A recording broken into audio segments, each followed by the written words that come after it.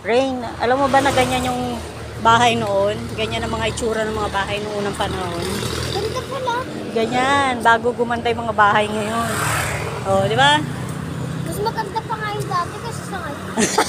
Ano ulit? Ano sabi mo?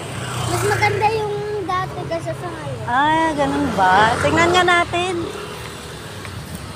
Oh, pasok dun.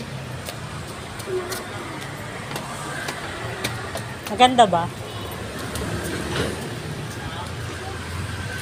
Tingnan mo, dali, tingnan. Dahil titingin lang siya. Oh. Ang daming pink. Silip lang kami, mama. Silip lang. Silip lang po. Dito lang. Sige po, pa-fill out po muna. Okay. Ito po. Ah, okay. Yan pala to. So, attendance tayo.